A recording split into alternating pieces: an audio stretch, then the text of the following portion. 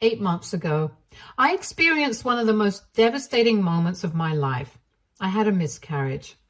When my husband, Aaron, and I found out we were expecting, it was one of those moments where everything suddenly felt filled with hope and possibility. We were both ecstatic. From that moment on. We started planning for our future as parents. We talk endlessly about what the baby might look like, who they might grow up to be, and what kind of parents we'd become. Aaron was incredibly supportive, and it felt great knowing that we were on this beautiful journey together. We didn't waste any time and began turning our spare room into a nursery for our baby. We started painting the walls a soft, calming color and discussed what kind of furniture would go best.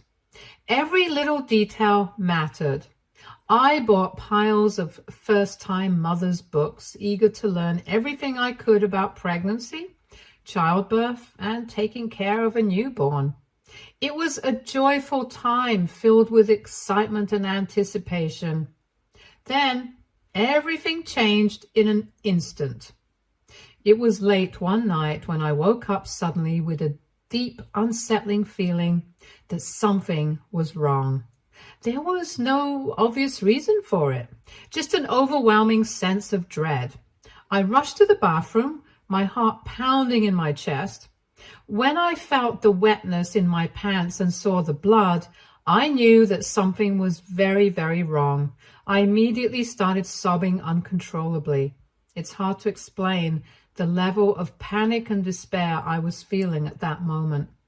The noise must have startled Aaron because he came rushing in, confusion and fear written all over his face.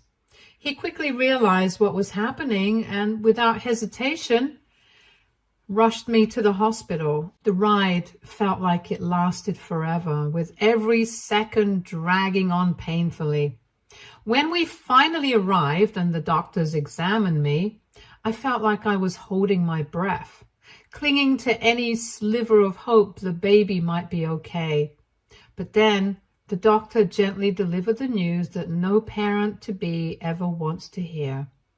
I had lost the baby. Hearing those words was like a punch to the gut. I was overwhelmed with shock, disbelief, and an unbearable sense of loss. The whole experience was nothing short of traumatic.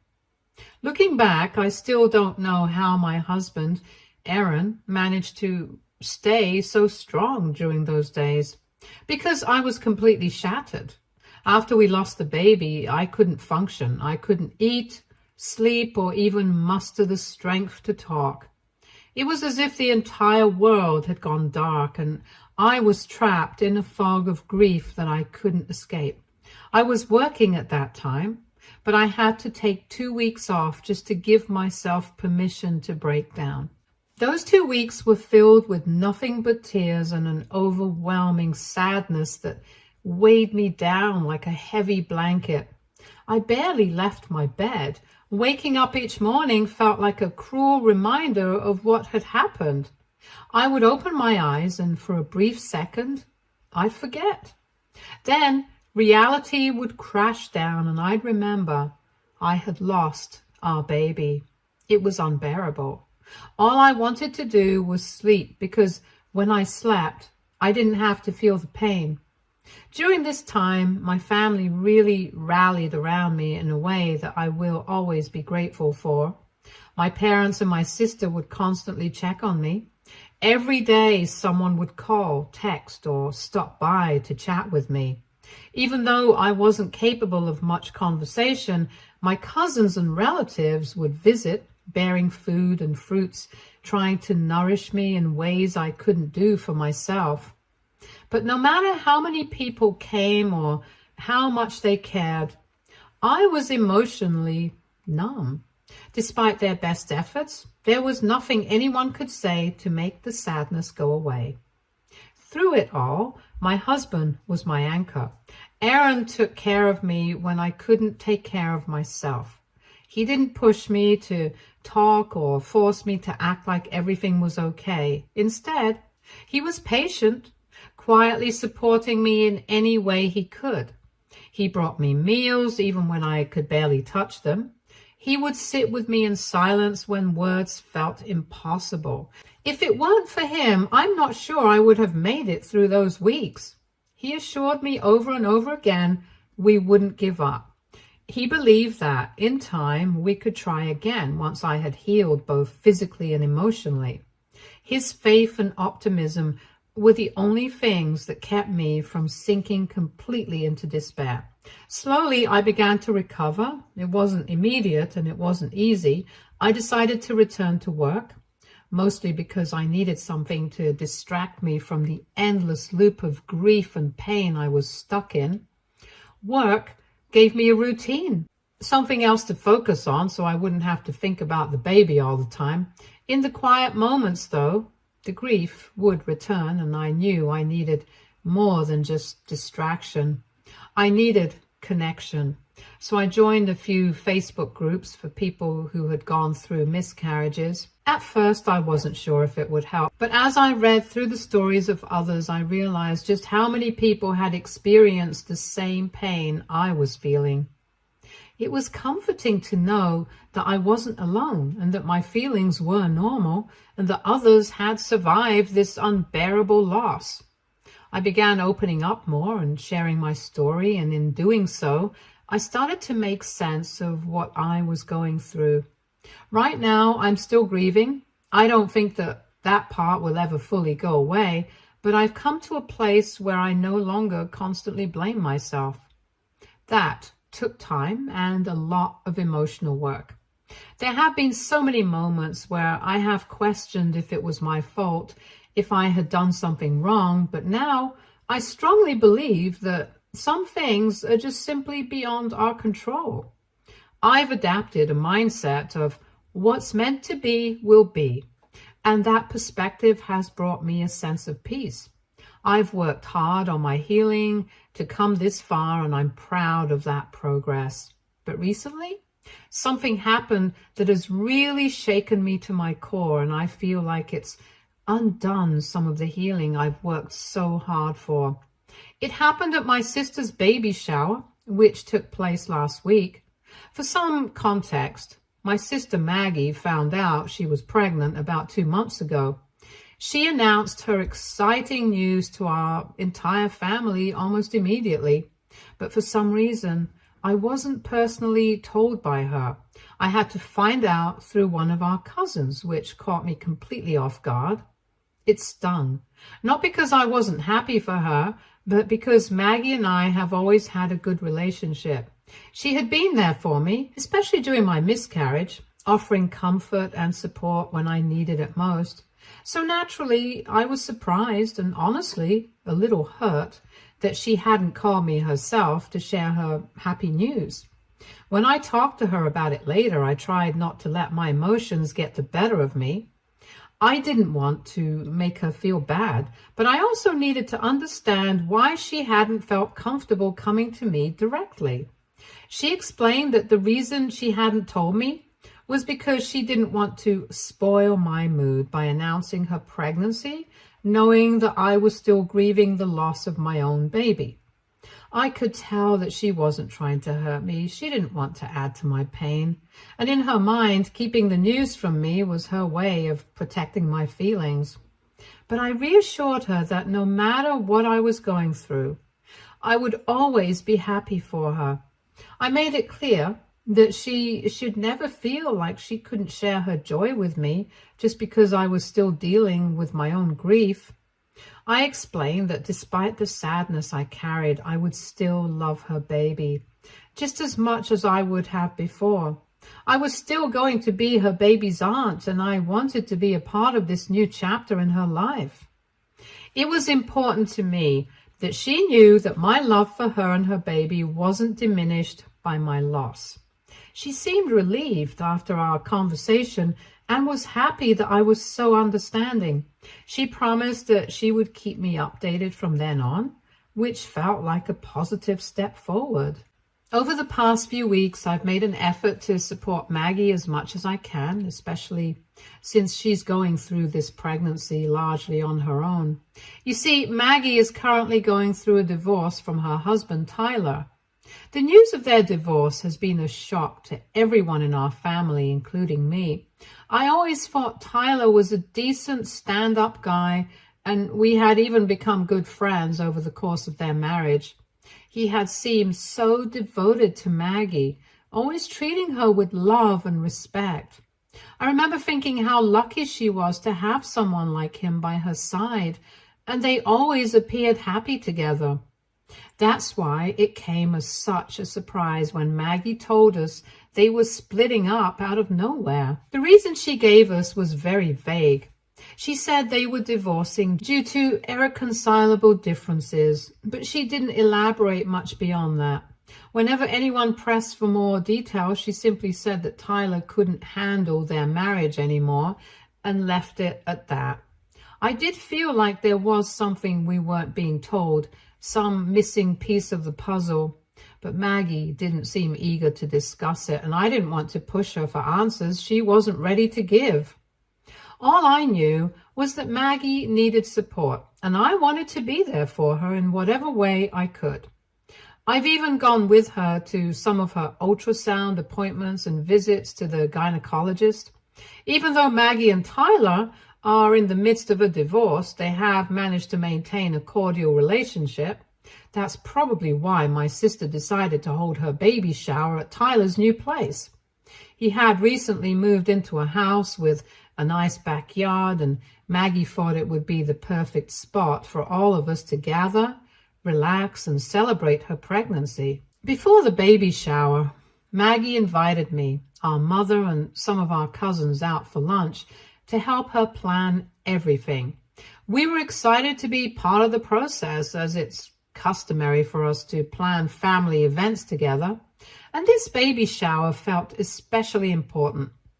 As we all sat down for lunch, my cousins gave me a warm hug and comforted me about my miscarriage. Even though several months had passed, they knew that grief isn't something you just move on from quickly, especially when it comes to something as personal and painful as losing a baby. As women, I think they understood what I was still going through on a deeper level. They even mentioned how brave and selfless it was of me to be there for Maggie despite my own grief. However, as we were talking, I noticed Maggie's demeanor shift. She rolled her eyes and in a firm tone told everyone to stop bringing up such heavy topics during lunch. She said we all needed to move on from my incident. Her words stung a bit. I didn't like talking about it also, but she was reacting a bit too cold. I figured she was just stressed about her baby shower and maybe didn't want the conversation to shift away from the happy event we were supposed to be planning. Later that day, when I was dropping her off at her house, Maggie joked that I was always stealing the spotlight from her after my miscarriage had happened, and then she asked, half seriously, if I planned on doing the same thing at her baby shower. I was caught completely off guard by her comment. I asked her to clarify what she meant by stealing her spotlight. Maggie explained that people seemed more concerned about me rather than her, and that as a result, she felt brushed aside. She said she didn't want to feel this way during her baby shower.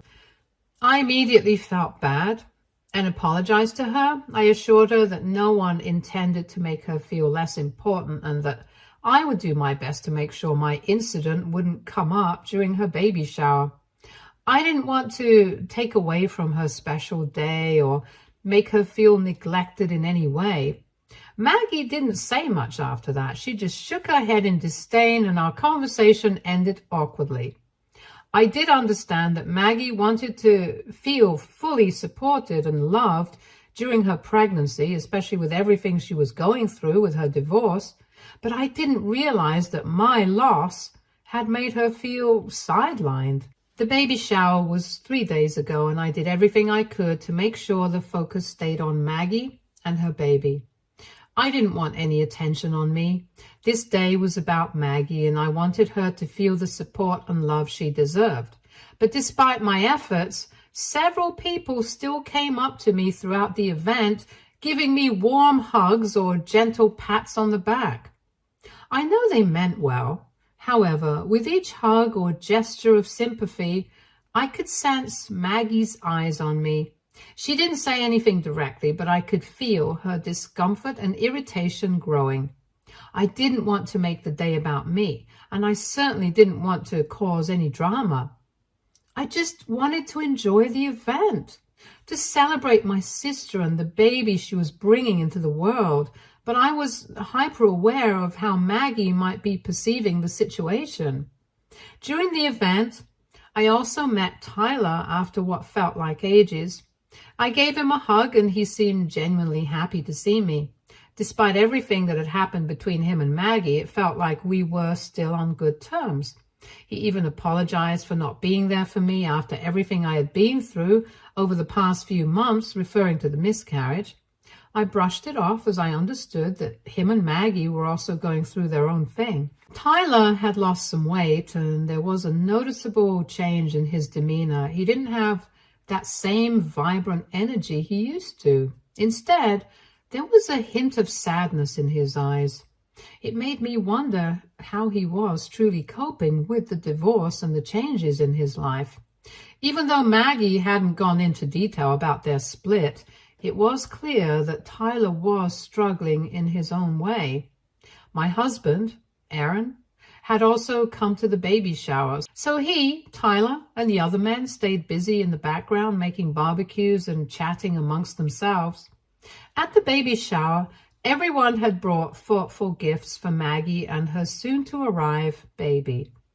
It was a joyful atmosphere as each person presented their token of love and excitement for the little one.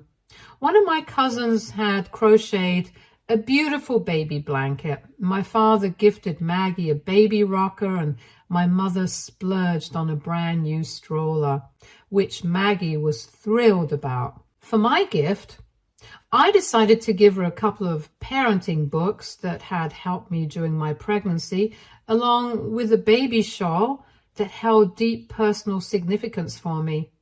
This shawl was the first thing I had ever purchased when I found out I was pregnant. I remember being on a trip to Istanbul when I saw it, a delicate, beautifully woven shawl that I immediately fell in love with. I bought it with so much excitement, picturing myself wrapping my baby in it. After I lost the baby, the shawl became bittersweet. It was tied to both my happiest memories and my greatest heartbreak. But I couldn't bring myself to just throw it away. I wanted it to have a purpose, to be a part of something good. So I thought it might bring me some peace to pass it on to Maggie, hoping her baby could make good use of it. In my mind, it wasn't just a shawl, it was a gift filled with love and hope. And I thought it would bring some happiness to both me and her.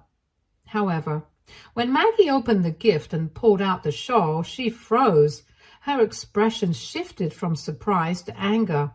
She stared at the shawl as if it were something tainted. Then she asked with visible frustration why I had brought it to her baby shower. I was confused and nervously tried to explain that it was special to me and I wanted her baby to have it. I thought it was a personal gift that would come in handy. Everyone else at the shower admired the shawl's beauty, but Maggie didn't seem to care about that. Her face grew angrier, and then, to my shock, she started accusing me of trying to curse her baby with my gift. I was taken aback by her words, and I asked her what she meant by that. But before she could answer, my mother, who had been watching the exchange, spoke up and said it was inappropriate for me to give Maggie something that was originally meant for my dead baby. She explained that it wasn't right to pass down something linked to a loss to a new life. I was upset hearing her say that. I had never intended to offend my sister or make her feel uncomfortable. I genuinely thought I was offering my sister something filled with love and meaning. I quietly took the shawl back and apologized, trying to keep my composure in front of everyone, even though inside I felt shattered. However, Maggie, visibly upset, doubled down and told me that just because I had lost my baby didn't mean I could now give those things to hers as hand-me-downs, and that her baby deserved better than that. Her words were sharp and cut deep, and I was almost on the verge of tears. This is when my husband Aaron stepped in. With a firm but calm tone, he interrupted the conversation, addressing Maggie directly. He made it clear to her that my intentions were never to hurt or upset her, and that I had only given her the shawl as my way of trying to find healing, while also showing how much I cared for her and her baby. Aaron then pointed out that if Maggie didn't like the gift, she could have spoken to me privately about it afterward. There was no need for her to insult me in front of everyone and embarrass me like that. He acknowledged that the situation was sensitive, but he emphasized that it didn't justify her reaction, especially in front of all our family and friends. Maggie seemed taken aback by Aaron's directness, and I could see the tension in her face. The rest of the guests looked uncomfortable, unsure of what to say or do. One of my cousins, sensing the tension in the air, stepped in to support Aaron's point. She urged Maggie to let the matter go, suggesting it wasn't worth escalating further. I felt completely blindsided by the entire situation. Feeling defeated, I offered to order something nice for her baby and have it delivered later, hoping it would help mend the rift. But Maggie just scoffed and told me not to bother. Her anger towards me felt disproportionate to the situation, and it made me sad to see my sister so upset with me over something that had genuinely come from my heart. I was starting to feel really sick to my stomach, overwhelmed by guilt and confusion about the entire interaction. Thankfully, as my mother opened another gift, the focus shifted and the conversation moved on. But I couldn't shake the heaviness I felt. I wanted the day to be joyful for Maggie, but all I could think about was how my gift had unintentionally created this rift. Later, when everyone started serving themselves food, I decided to try to apologize to Maggie again. I went to the kitchen and filled a plate with her favorite mashed potatoes and some chicken, just how she liked it. When I brought it to her, I said I was sorry again, hoping that she could move past my mistake and see how much I genuinely cared for her. But Maggie barely acknowledged me and simply took the plate from my hands without a word. Feeling rejected, I went to sit beside Aaron to find a bit of comfort. We were quietly eating when suddenly we heard Maggie loudly coughing repeatedly. All of us turned to see her gesturing to her throat, her face turning red and swollen as she struggled to breathe. Panic surged through me as I realized something was seriously wrong. I rushed to her side while my mother called 911, urgency coursing through the air. All I could think about was getting her the help she needed. Paramedics arrived and my sister was rushed off to a hospital. My parents, Aaron, Tyler, and me rushed to be there for her at the hospital. We were informed by the doctors that Maggie had a severe allergic reaction. Now, Maggie is allergic to lobsters, and there had been some at the barbecue, but Tyler had assured everyone that he had been very careful not to mix up the grills. I had specifically given Maggie a plate that only contained mashed potatoes and chicken, so I knew I hadn't given her anything harmful. But when Maggie recovered and was coherent enough to speak, she started accusing me of poisoning her.